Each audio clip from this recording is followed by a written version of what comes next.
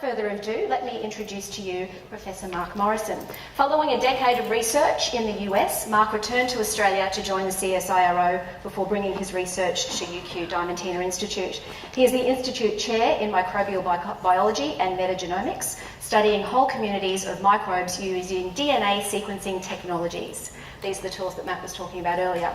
His team is the first of its kind in Australia to be immersed within the biomedical research environment. And just one other little note, we are recording tonight and taking photographs, but it's not live, so if you aren't meant to be here, no one's going to know. Please put your hands together for Professor Mark Morrison.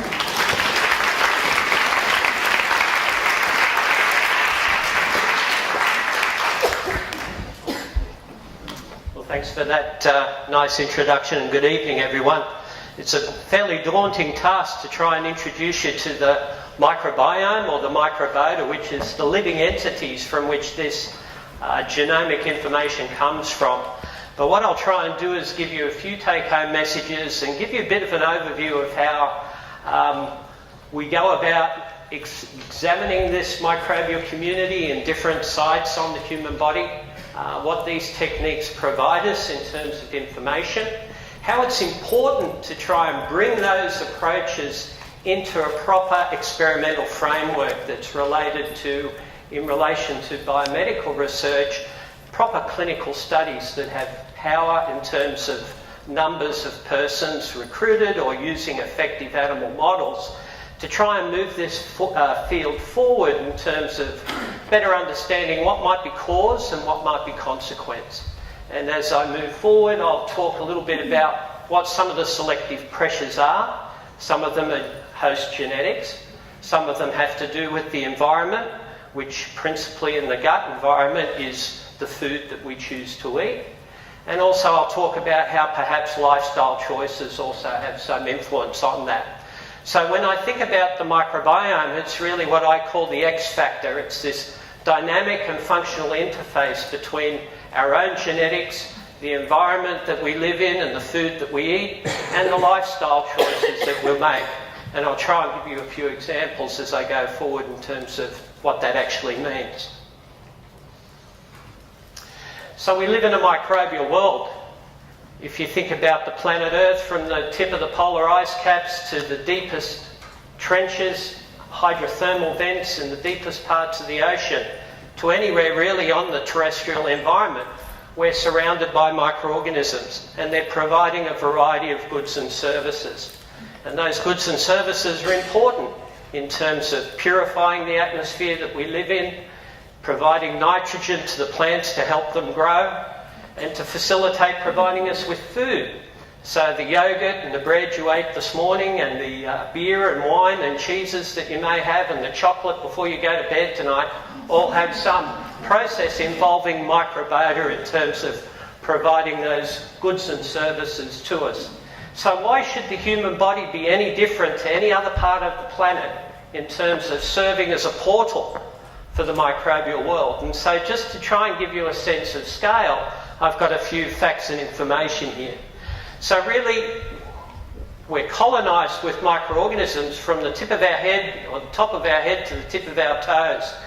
There's a variety of microorganisms that are found consistently associated with the human body. You could think of these as brands of motor cars, for instance, and the relative proportion of these models is changed relative to which part of the body you're actually talking about. But in reference to the skin initially, the surface area is about 2 square metres if you think about the average human body. So there's about 2 square metres of skin, and on average there's about 4 million bacteria per square centimetre. That's the population of Queensland on 1 square centimetre. And it will vary across depending where you sample that skin. It may be the population of Brisbane here on your forearm, it might be the population of Australia underneath your armpit. But the point I'm trying to make is that we serve as a stable portal or carrier for these microorganisms. Now the large intestine, or the gastrointestinal tract in total, if we were to extend it out in a straight line, it would be about 5 metres long. Also, if you were to open it up and lay it out flat, it would be about 30 square metres, about the size of your living room. And so the microbiology that lives in there, if you think about the skin as being a landscape, you can think of the gastrointestinal tract as being something of an inland sea. So you've got this 30 square metres of interface with your own human body, your organs, the rest of your functioning system. And it turns out that we have a complex biogeography. The types and kinds of microorganisms we find vary with respect to the environment. What we see in the oral cavity is very different to what we have in the stomach. Our stomach, typically in the healthy, normal human, has a pH of around 3. Okay, so it's really quite acidic in there. So as you move along this inland sea, you have changes in environmental conditions. And the way the food is being processed and digested also has some impact on that. When you get to the large intestine, you really have a very dense population of microbes, in excess of 10 billion cells per teaspoon of contents. So what I'm talking about here is something that is double the population of humans on Earth, just in 1 teaspoon. So the quantity of microbial cells in these systems and the surface area that they can engage and interact with us is very dynamic, and it's a very functional sort of context. So if you think about it, really, there's probably 10 times as many microbial cells than there is human cells. We really are superorganisms, or Battlestar Galactica. The human body is like a spaceship for carrying all these inhabitants inside, some of which we know quite a lot about. Some are still aliens. We really haven't identified or characterised what they are. Well, so what, and who really cares? Are they just taking us, just sticking around for the ride, just so that they're finding a comfortable place to live? Or perhaps are they doing something more? Have they co-evolved with us over evolutionary time to facilitate a cooperation that's useful not just to us, but to them as well? And so I want to talk briefly about some work that's been done in collaboration with other leaders of research here at TRI, especially around Jenny Thomas's group and Mike McGuckin's. And what I'm trying to show you here is 2 different types of mice. And really these mice are identical with the except of just one change in one gene. So this SKG type mouse, when it's grown with a normal microbiota and it's challenged with an antigen, there is a big immune response associated with that genetic defect. So what we see in that particular animal species is that genetic change coupled with the microbiota results in a strong immune response that is autoimmune in effect. It starts to attack the joints and develops arthritis, and also something that looks like inflammatory bowel disease. We can take, Jenny and I have found that a more simplified microbial community, and when you introduce that to the SKG mouse, that combination of microorganisms with that genetic defect results in similar but not as strong responses by the host. And then over here, the control animal, when you have normal microbiology there, because that gene is normal, there is no response. So what I'm trying to show you here is that that gene variation is necessary, but as you look at what's called GF, which means germ-free, these are mice that are raised in isolators in Melbourne, so they have no microbes at all. They're effectively sterile with respect to the microbial world. There's no response. And likewise here, there's no response either, even when we challenge with the antigen. So what does this mean? What it means is that the genetic defect is necessary, but it's not sufficient to drive the autoimmune response. And there is some role for the microbiota to play in terms of potentiating the disease that develops. Now in the next experiment we've looked at the same type of mice, and we've used the antigen to challenge the immune system. And what you can see is that when we keep these different types of mice in isolation, just as we saw in this graph here, when the normal mouse is exposed to the antigen, there is no ileitis or development of an inflammation within the gut. Whereas the mouse line with the mutant develops a strong immune response. So again, when these animals are kept in isolation, there is a stronger immune response as a result. But when we take the BALB C mice, the control mice, and we mix them together, and mice do what they do when they get together and play games with each other, okay, we get some sort of transference between these two different types of mice. And as you can see, even with the antigen challenge, now those mice, the SKG mice, appear to be protected. So again, the point I'm trying to make to you here is why we should care about our microbiota is not just because some of them can cause disease, but some of them potentially can help keep you well. And so what we need to better understand are what kinds and types of microorganisms and what functions they have to coordinate those processes. So we've known about that sort of thing for a long time, but what was the real challenge? Well, historically as a microbiologist, I was really only related to working with pure cultures. So I knew about beneficial bacteria. Many of the probiotics we talk about are amongst those that are on the tip of the iceberg. The lactobacilli, the bifidobacteria, for instance. But if we just looked down a microscope and we counted what we could see under the microscope relative to what we could grow on a plate, we realised that a vast percentage of those microorganisms were resistant to culture.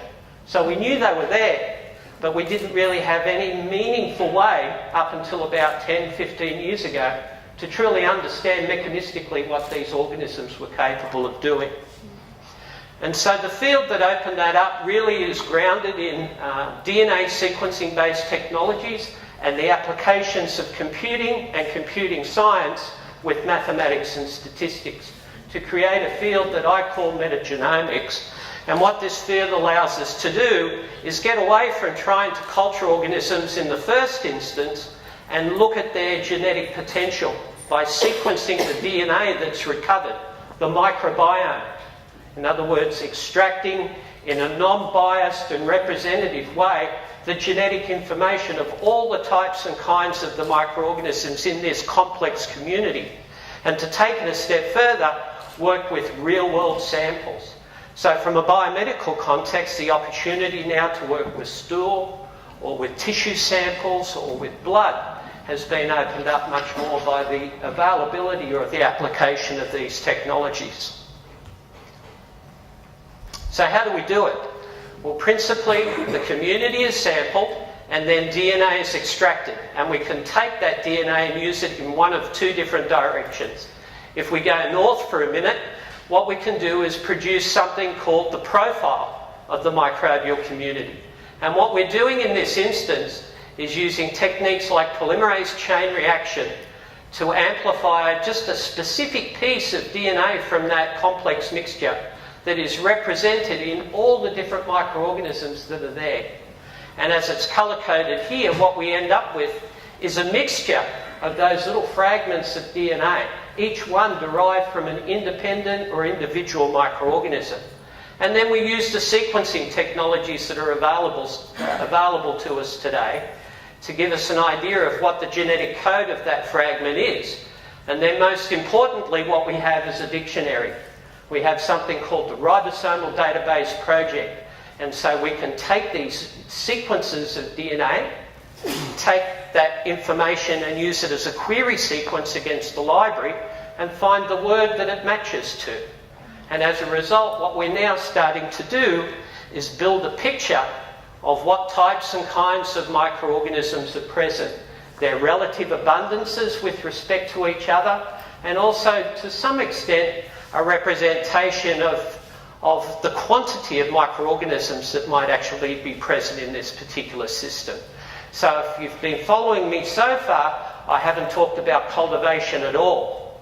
So what we've actually done is looked at the microbiome itself in a cultivation-independent way, and if we've been careful and precise in terms of what we've done, we have a non-biased, representative and holistic representation of the microorganisms or the microbiome that's there. If you take that DNA south, as the DNA sequencing technologies have improved, and especially here at the Diamantina Institute, we have a variety of different sequencing platforms, and my colleagues at the Australian Centre of Ecogenomics, who also focus on many different types and kinds of microbial communities, use the same sorts of technologies. We're now capable of not just sequencing a specific and individual fragment, but as much of that total DNA as possible. And why is that important? Well, now we're starting to get into what might be called the metagenome, the full genetic potential that resides within that microbial community. And again, even though the dictionaries aren't that well established as they are for the Ribosomal Database Project, we are now starting to interpret or build what you might think of as a blueprint or a wiring diagram of how these organisms work. So we've gone to a point technologically where we're not just saying we've got lots of Fords and Toyotas, but in this person we've got Holdens and Mazdas, to a point now where we're able to say underneath the bonnet we've got this size of an engine, it runs with this sort of energy source or fuel, and we've got an idea in terms of what its functional characteristics or properties actually are. Then we use that with the power provided to us from our mathematicians and statisticians to develop statistical packages that allow us to visualise the similarities or differences between the structure and the function of these microbial communities. And these independent dots here represent an individual sample from a group of healthy versus a control set or a case set of persons with IBD, for instance. And as you can see, there is a clear separation in the types and kinds of microbial members of the different communities that are present there. And the bottom really is a heat map where we look at the relative abundances of specific organisms with respect to each other. So historically, and even to this day, what we're doing is developing a cross-sectional representation of what's similar and what's different between healthy people and those that are suffering from a particular disease or a condition. So why is that important? Well, here's a situation of colleagues of mine in Spain through the MetaHit Consortium where they produce those sort of data sets, and they've gone a step further where they've looked at these individuals post-treatment for ulcerative colitis, and they've collected repeated samples from these individuals over time and continued to monitor changes or stability within their microbial communities. And what they found is that this particular bacterium, and one other that we work with a lot here, also developed through these collaborative activities, appears to be important in terms of being restored to the microbial community to help with an improved health outcome for those individuals. So we've spent a lot of time in the inflammatory bowel disease space looking for pathogens, the bacterial species or other microorganisms that cause disease. What these studies are now providing us with is clues and insight into what microorganisms we need to get back to try and help people be well. And as you can see with this particular bacterium, Akkermansia, that in those patients that recovered a viable and measurable population of that bacterium, there are statistically significant improvements in terms of the health outcome measures for those individuals. So what these techniques are starting to do is allow us to tap into what's been that submerged part of the iceberg, so to speak, and also give us an indication of what we want to restore to the system, what we need to get back to help make it be functional, healthy and meaningful longer term. So what about people that aren't diagnosed with a particular disease, and what is the context of the microbiome as it relates to those particular issues? Well, the point I just want to make here is that our microbial world matures with us. Our microbiome changes over time. There are influences from the type of choices mothers make during the time that their child or children are in infancy, and there's a very dynamic period between the time just after childbirth until about 3 years of age where the population is very dynamic, and you can see how dynamic these differences are by the colours in the pie charts that are shown here. But once we get to about 4 or 5 years of age, we have a relatively stable microbial community, and it's lifestyle choices and to a certain extent diet that appears to have some strong influences over and above our own genetics that influences the microbial community that we have. And as you can see, particularly in persons that are considered to be overweight or obese, there are some substantial changes in the types and kinds of microbes that exist there. So, in other words, what I'm trying to say to you is that lifestyle choices and selective pressure from the food or the dietary patterns that we have can be a meaningful influence on our gut microbial communities, and as a result some of the phenotype that we demonstrate in terms of weight gain or potentially weight loss. So what are some of the links we've shown through studies in terms of are those changes a cause or a consequence of obesity? Well, looking at twins in a North American study done a couple of years ago, one of the twins being obese and the other lean, when you take the fecal microbiota from those two persons and introduce them into those germ-free mice, you transfer the genotype. So in other words, the stool sample from the lean person helped that mouse stay lean, and the fecal microbiota from the obese twin introduced into the same species of germ-free mice became heavier, developed more fat. Okay, and then when you mix them together or transferred the microbes from the lean to the obese animals, you actually help them get skinnier. So just like that study I showed you at the beginning that I did in collaboration with Professors McGuckin and Thomas, there's a transference of the microbiology across from one animal system to the other and a change in the phenotype. But again, diet was important. Those changes were only maintained and sustained in a measurable way if the diet was considered to be low in fat and high in fibre.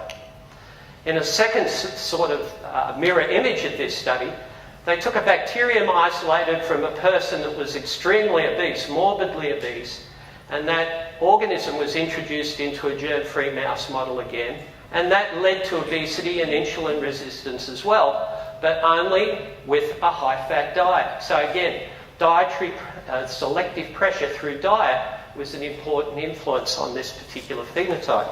As this individual actually lost weight, the quantity of this bacterium decreased substantially in its abundance, again suggestive that there is cause leading to a particular effect or a contribution to that particular phenotype.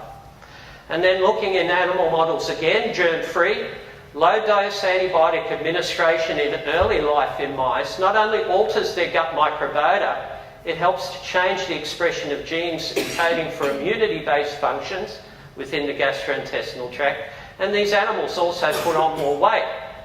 And when you took that microbiology after it had been established and used it to transfer into other germ-free mice that had never seen antibiotics before, again you had a transfer of that phenotype across. Again suggesting that there are contributing factors from the gut microbiota to these particular physiological and metabolic events. Now I know I'm way over time, Kate, so I think I might only briefly show some of the video before I move on. But so that's a segue really to try and say, can you make friends with salad? Okay? Is there something that you can do with your diet that promotes or sustains the function of the microbiota in a way that you think might be better for your long-term health and well-being? And really there's a couple of ways to go about doing that. One is in terms of the way you prepare food and obviously the choices you make. And I wanted to talk briefly about resistant starch and a simple way to provide that in your diet is something that might be referred to as a prebiotic. So in this instance, basically what resistant starch is something that escapes the digestion of the small intestine, our own digestive processes, and feeds that hungry microbiome with obvious consequences. And so what happens when you make potato salad? Basically you boil the starch in the potato and then you cool it. And that process is referred to chemically as retrogradation. And what's actually happening is the long chains of starch molecules are stacking very tight and close together. And because now they're packed together close like brickwork, rather than being open in a lattice, it makes it much more resistant to the digestive enzymes of our own human body. And as a result, it's resistant. It flows through to the large bowel. It feeds a hungry microbiome, and that has positive impacts. So I'll just talk very briefly about some parts of this video. It was produced while I was at CSIRO. I think in terms of the density, that would be about 10 to the 7 microorganisms per teaspoon. Okay, so it's pretty dense, but just think of it 10,000-fold more. So principally, starch comes in a variety of different forms, from whole grains, different types of cereals, and lentils, chickpeas and the like. And obviously as we chew them up, there is a breakdown of the matrix which in those starch particles are actually residing. And these are released and they start to flow through the small intestine, which comes along next. And those that are not resistant will be degraded by the digestive enzymes and absorbed as an energy source to be used by our body.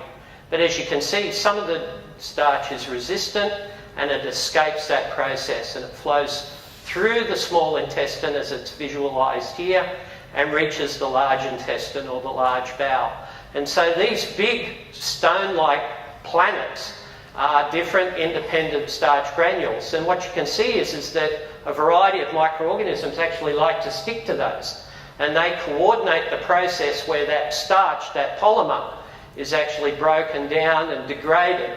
And in the process of doing that and feeding themselves, what they do is release clouds of degradation products, of smaller sugars and carbohydrates that are released into the liquid fraction of the digester. And that serves as the energy source for a whole range of other microorganisms within the system. So it's important when you think about resistant starch that the way bacteria adhere to it and degrade it is very important in terms of providing a food source to the rest of the microorganisms in the system. Now they break it down, and what you can see here is a shower of the fermentation end products, many of them short-chain fatty acids as well as other metabolites, and they flow down and they interact and come into surface contact with the cells that make up the intestinal wall in the large bowel. And they basically serve as providing a variety of nutrients as well as other signals. And here what you can see is some of those short-chain fatty acids actually being swallowed up by the transport systems that are on the surface of the large intestine. And so why are they consuming or swallowing these fermentation products from the microorganisms? Well, they use them as a fuel. This is what helps keep these cells alive. This is what helps to maintain their growth and, in a number of circumstances, helps with the repair or the degradation of cells that have gone bad. So on occasion, when the DNA replication system fails and starts to develop an aberrant sort of process, the availability of some of these metabolites, especially the short-chain fatty acids like butyrate, serve as a signalling molecule and an energy source to facilitate those bad cells being degraded and taken away. And so the role or the opportunity associated with these sorts of prebiotic formulations is to selectively upregulate the populations of good guys, and some of their metabolism and fermentation has great value in terms of helping repair the gastrointestinal system. And Katrina will talk a lot more with you about some of the prebiotic formulations. So I think, for the interest of time, Kate, I think I might just stop there. I'll answer some other questions later. I hope that that was some interesting and useful introduction to the field of the microbiome. I think what's important for you to understand is, as a microbiologist, my field has been transformed by not just the quantity of data that we can produce, but how rapidly we can produce it now. And so not one team on its own is going to have the expertise or the experience or the knowledge or insight to pull all that together. And I think what a place like the Translational Research Institute does is provide a home for a variety of different capabilities in immunology, microbiology, nutrition and metabolism, genomics and other areas where we work together as a multidisciplinary consortium as opposed to independent groups, with the view of trying to make a big difference and a step change to health and well-being. And with that, thank you very much.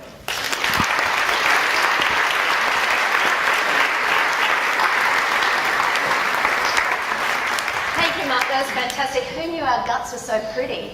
They were such lovely images. And obviously we touched then on diet and food, which means that clearly Katrina will tell us all that we are more than just what we eat. It is a literal translation. Let me introduce to you Dr. Katrina Campbell. As well as working as an advanced accredited practicing dietitian, Katrina is also a senior research fellow